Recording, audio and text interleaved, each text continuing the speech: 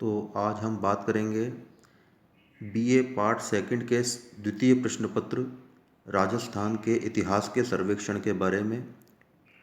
इसमें इकाई प्रथम में हम देख रहे हैं कि क्या क्या सिलेबस में है आपके। राजस्थान की प्राक ऐतिहासिक संस्कृति की रूपरेखा, जिसमें कालीबंगा, आहड़ और बैराट और अन्य जो सभ्यताएं खोजी गई हैं उनके बारे में हमें अध्ययन करना है। मत्स्य जनपद की रूपरेखा, शिवी एवं मालव जनपद के विशेष संदर्भ में। तो आपको मत्स्य जनपद, शिवी जनपद और मालव जनपद के बारे में अध्ययन करना है। इसके बाद फिर यहाँ की शासक जाति राजपूतों की उत्पत्ति संबंधी कुछ मत हैं, उनका हम अध्ययन करेंगे।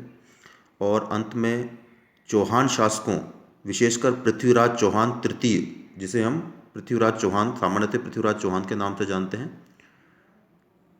उनके बारे में अध्ययन करेंगे कि उन्होंने किस प्रकार मुस्लिम आक्रांताओं से संघर्ष किया।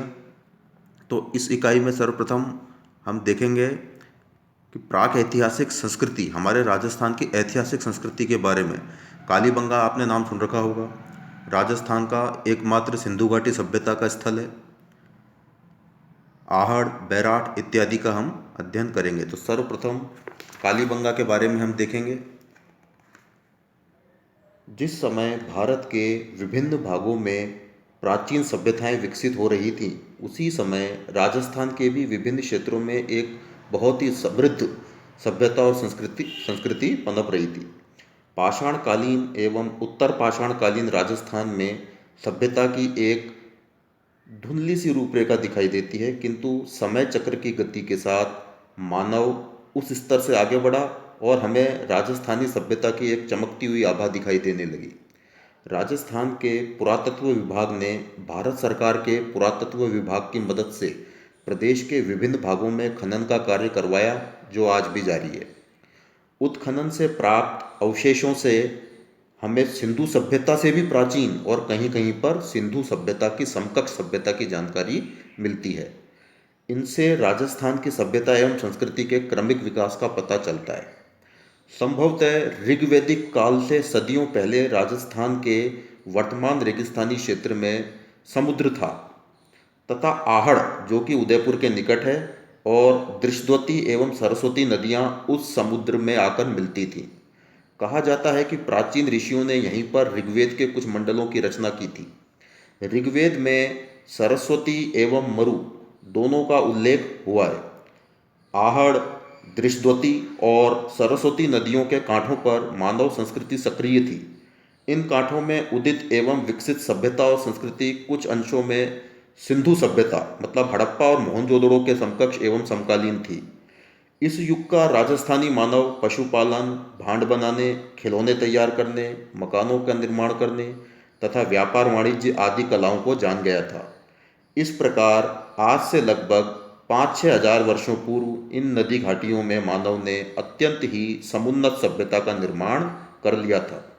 राजस्थान के पुरातत्व विभाग द्वारा राजस्थान के जिन स्थानों पर उत्खनन किया गया उनमें प्रमुख हैं कालीबंगा, आहड़, बागौर, रंगमहल, बैराट, गिलुंड, नोह, गणेश्वर, बालाथल आदि। इन सभी स्थानों से प्राप्त अवशेषों से ज्ञात होता है कि इन नदियों के कांठों में सिंधु सरस्वती सभ्यता की उत्पत्ति हो चुकी थी। अब कालीबंगा सभ्यता की हम बात करें तो हम देखते हैं जब हमारा देश आज़ाद हुआ था तो जो ये हड़प्पा और मोहनजोदड़ो थे ये पाकिस्तान में चले गए थे।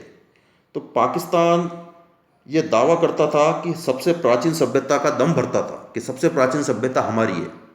ऐसे में कुछ भारतीय पुरातत्वविदों ने ये जिम्मेदारी उठाई और उन्होंने भारत के पुरातत्व विभाग ने पूर्वी पंजाब, राजस्थान और गुजरात में उत्खनन का कार्य आरंभ किया।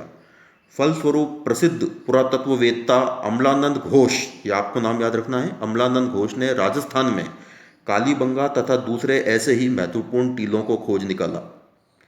इस कार्य को श्री ब्रजवासी लाल और श्री बालकृष्ण थापर, बीके थापर ने जारी रखा। इन पुरातत्ववेत्ताओं ने अन्य कुशल पुरातत्ववेत्ताओं की सहायता से कालीबंगा के पुराने टीलों को खोदकर इसमें न केवल सिंधु या हड़प्पा के वरन उससे भी प्राचीन संस्कृति के अवशेष ढूंढ निकाले। राजस्थान का यह ऐतिहासिक स्थान गंगानगर जिले में, आजकल ये हनुमानगढ़ जिले में आता है, सूखी घग्गर जिसको हम बोलते हैं प्राचीन सरस्वती नदी के तट पर स्थित है। इस नदी के कांठे में ऐसे कई स्थान हैं जो उस युग की सभ्यता की कहानी सुनाते हैं। लगभग 4-5 हजार वर्ष पूर्व इस नदी के कांठों में मानव जीवन बहुत ही उच्च अवस्था में था, जिसके प्रमाण यहाँ खुदाई से हमें प्राप्त हुए हैं। दुर्भाग्यवश कुछ प्राकृतिक कारणों के परिणाम स्वरूप कालांतर में सरस्वती नदी लुप्त हो गई और इसी के साथ ऐसी समृद्ध सभ्यता के केंद्र का ह्रास हो गया। सरस्वती नदी के लुप्त हो जाने का प्रमाण पुराणों में हमें मिलता है। इस सभ्यता के लोप होने के संबंध में विभिन्न मत हैं विभिन्न विद्वानों के, जिन्हें हम बाद में देखेंगे।